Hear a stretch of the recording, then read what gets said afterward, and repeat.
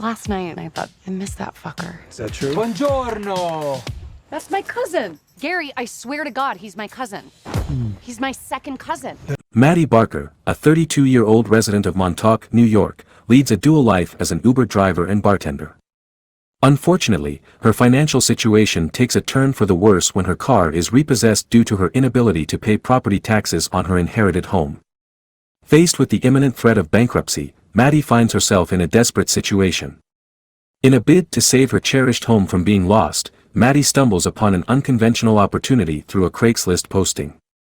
Allison and Laird Becker, the individuals behind this intriguing proposition, offer Maddie a deal. She must date their 19-year-old son Percy, who lacks experience in socializing with girls, drinking, parties, and even intimacy. In return for her companionship, they promise Maddie a Buick Regal. He doesn't come out of his room, he doesn't talk to girls, doesn't drink. So when you say date him, do you mean date him or date him? Yes. Date him. The Beckers' motive behind this unusual arrangement is to boost Percy's confidence before he embarks on his journey to Princeton University in the upcoming fall. Maddie's influence and support are expected to help Percy overcome his shyness and learn important life lessons. This arrangement is believed to benefit both of them. Maddie attempts to allure Percy while he is volunteering at the animal shelter. However, when she kindly offers him a ride home, he mistakenly assumes that she has ulterior motives and defends himself by using pepper spray on her. Why? Despite this unfortunate incident, they agree to go on a date the next day. The following evening, Maddie and Percy rendezvous at a bar and later decide to go skinny dipping at the beach. While enjoying the water, a group of intoxicated teenagers attempt to steal their clothes. Maddie bravely confronts them in her natural state, which frightens Percy and leads him to decline to engage in any intimate activities.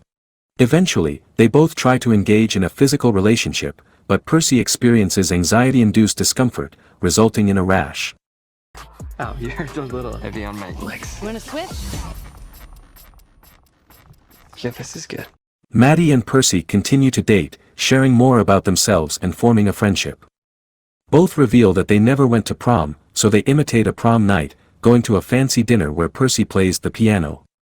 After he and Maddie disagree about their long-term plans, he goes to the party while Maddie searches for him.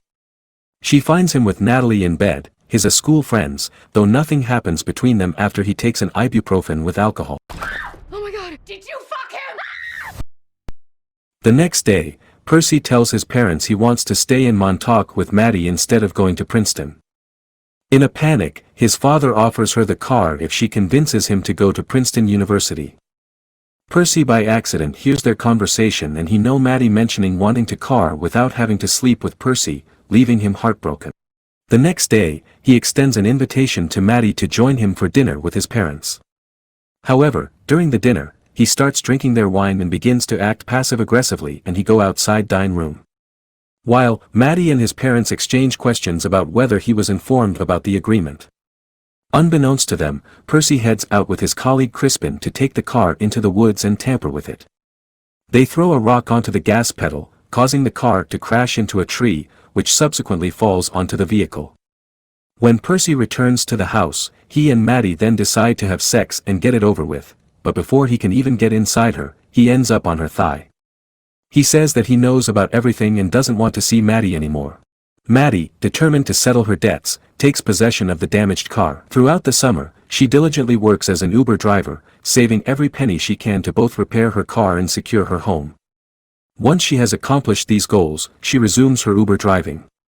Over time, Maddie successfully earns the necessary funds to pay off her taxes. However, she also decides to release herself from the past by selling her house. Prior to her departure, she arranges a meeting with Percy to apologize for the turmoil that occurred between them.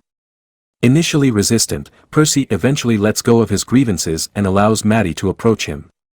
Although Maddie and Percy were never destined to be romantic partners, they were indeed perfect friends for one another.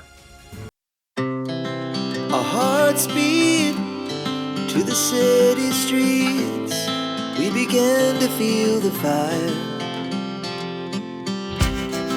We rise like tall buildings as the chemicals, they take us higher. The night's young, and it's just begun. As she puts her hand in mine, we wanna chase the night.